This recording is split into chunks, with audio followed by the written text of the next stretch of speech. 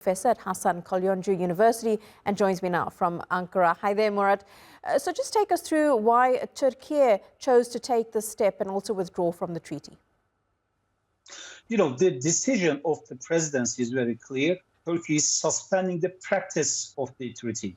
I mean, not withdrawing or not suspending the overall treaty, but just the practice. Why? Well, the treaty limits the number of weapons or equipment of military in terms of numerics. So Turkey is bound to have a certain number of tanks or artillery or aircraft, etc. And there's a regional exception in the treaty. For instance, southeastern part of Turkey is excluded from the treaty. But currently, I think the presidency is questioning exactly the efficacy of this agreement. Why? Russia has withdrawn from the treaty.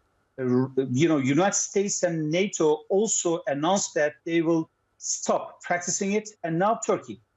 But this decision is not to increase the number of manufacture, but just prevent an open skies deal.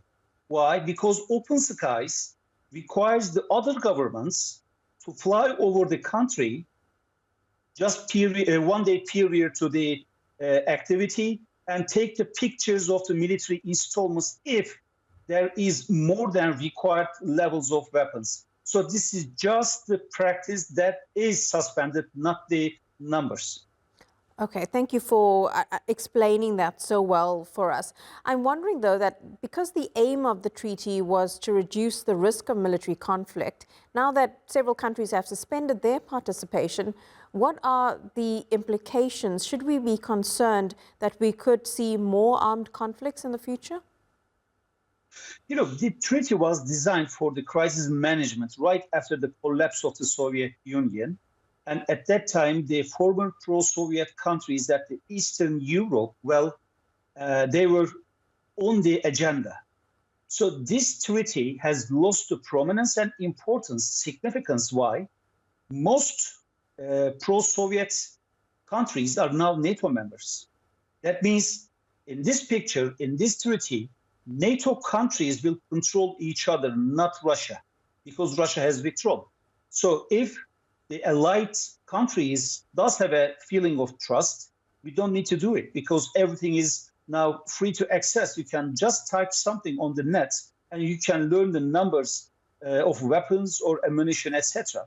The second issue, practicability. You know, once you have this agreement, then you require the other countries come and check everything. But we already, as NATO countries, declare ourselves exactly what our capacities are. So this is just the reason. Practicability, practice on the ground was a problem, and that's why the president has stopped it. Okay, Murat Aslan in Ankara, thank you so much for breaking that down so well for us. We really appreciate it.